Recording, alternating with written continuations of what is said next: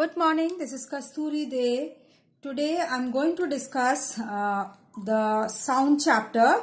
Previous video I was discussing about this sound chapter only according to ICSE syllabus class 7. So I'll continue with that. In this chapter I will discuss the characteristics of the sound wave. In this video I will discuss with the characteristics of the sound wave, the reflection of sound, that is echo, sonar, then absorption of sound, audible and inaudible sounds, okay, and the speed of the sound, okay, and what are the uses of the ultrasonic vibrations, okay. Now first we start with the characteristics of the sound wave. A wave is produced by a continuous disturbance in the medium. Okay, a wave which is produced by a continuous disturbance in a medium, and sound we know travels in a wave. Okay, so sound has the following characteristics, that is, one is frequency, another is time period, another is amplitude, another is loudness or intensity of the sound. Okay, then comes the pitch. So first we know that frequency is the number of vibrations which is produced by the source of sound wave in 1 second. Okay. Then time period is the time taken by the sound wave to complete one oscillation, one vibration. Okay. Then amplitude is what? The maximum displacement of the wave on either side of the sound wave here, on either side of its mean position.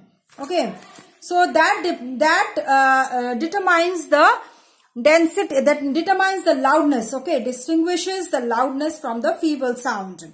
Okay, of the same frequency, we can understand this difference from the amplitude of the sound wave.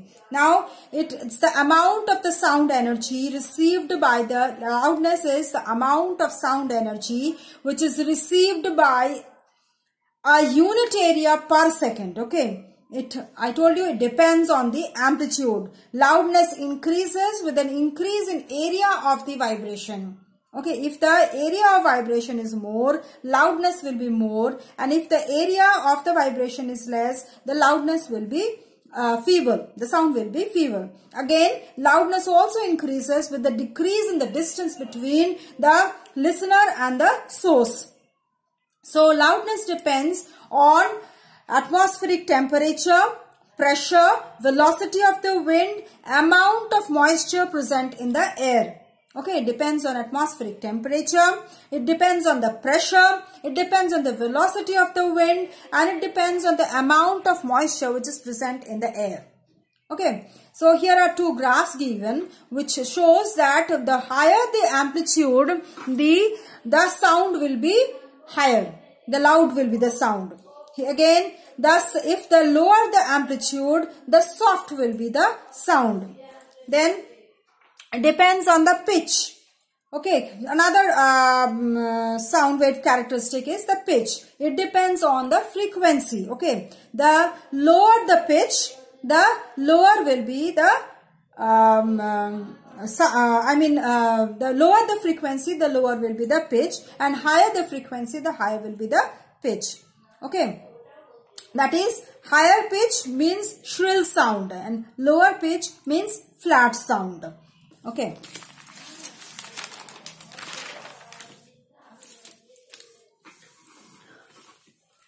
Reflection of the sound. When sound strikes a hard surface, it returns back with within the same medium. We know that light also does the same thing. Okay, it obeys the two laws according to the two laws of reflection as per the light also.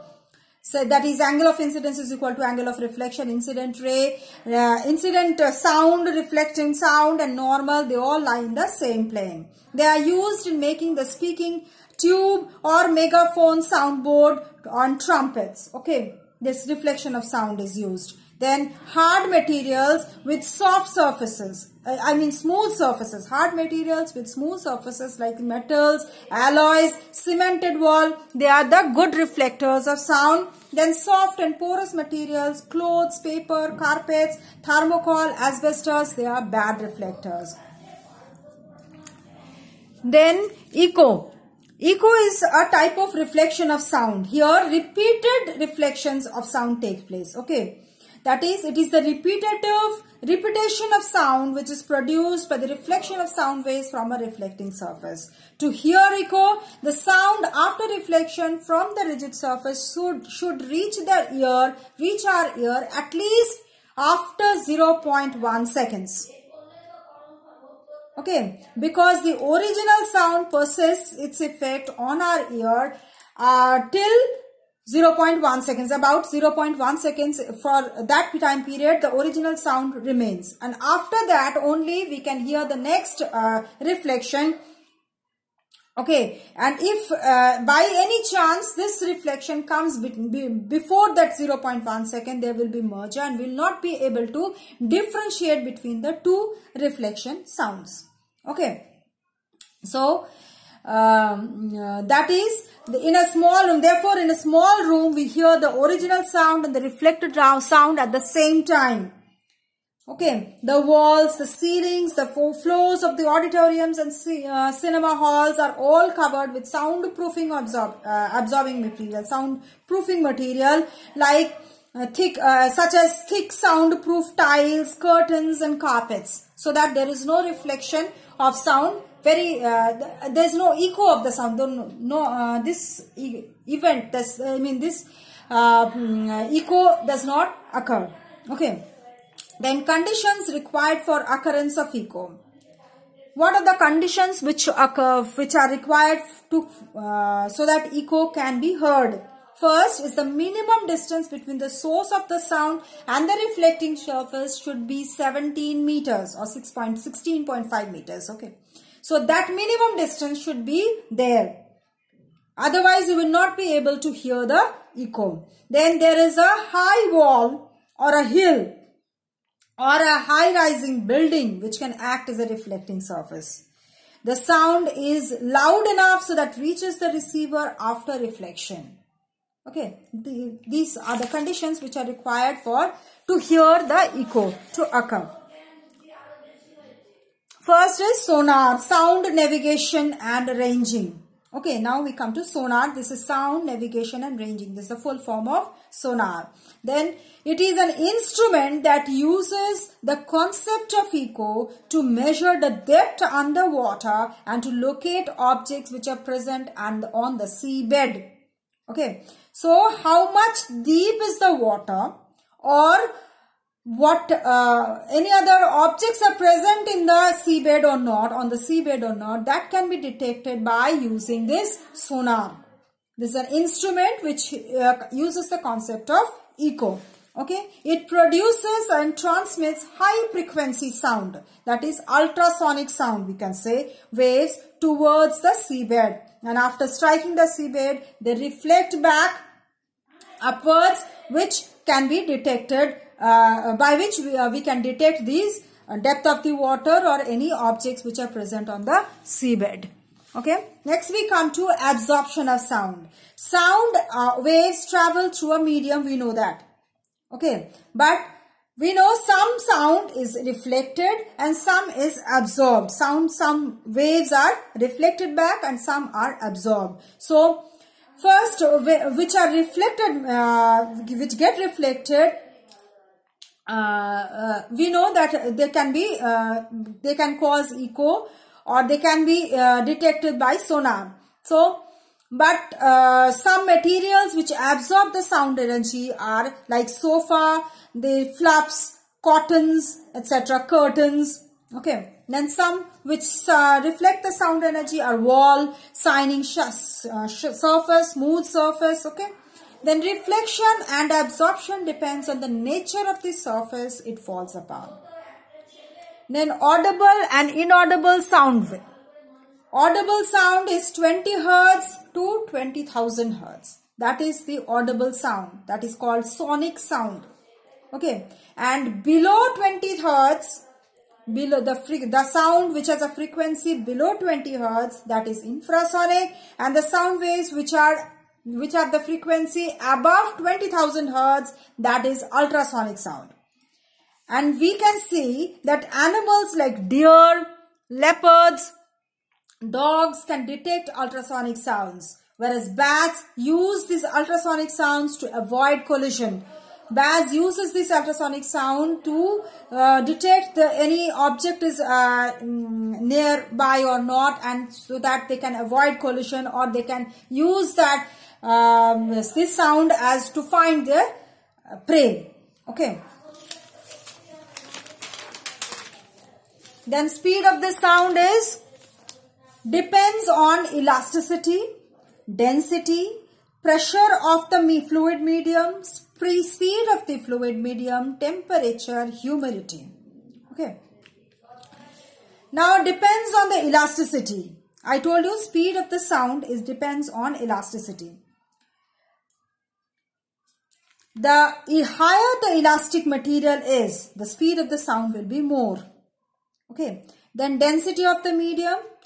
Generally, density which is more dense, the particle, the matter which is more dense, the speed of the sound in that is more. For example, wood. The sound is more than water, which has the less dense. So,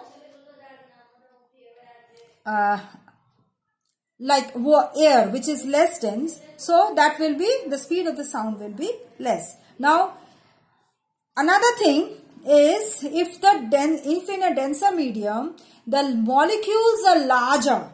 If the molecules are larger, then in that medium the sound will be less, because what happens in denser medium, the particles are more closely packed. Okay. So, what happens, during propagation of the sound, what happens, the particles, when they are vibrating, the sound energy, when the energy is passing through, it makes the particles to move. If it is a larger molecules, it will be difficult for this energy to vibrate, to make the particles vibrate more than the particles which are less, smaller in size. So, the molecules, the denser particle, the dense substance which has larger molecules will, in that the speed of the sound will be less, and the denser particle, the denser substance which has smaller particles, smaller molecules rather, the speed of the sound will be more, because they can vibrate more easily rather. Then we come to pressure of the fluid medium. If the air pressure is more, sound will be more. Then temperature, generally if the temperature is more, then the speed of the sound in the molecules will move faster, and therefore the speed will be more. Then humidity, if the humid condition, the denser the air will be more dense, therefore in that case the sound speed will be more. And if the speed of the fluid medium is more, then what happens? The sound will also be more.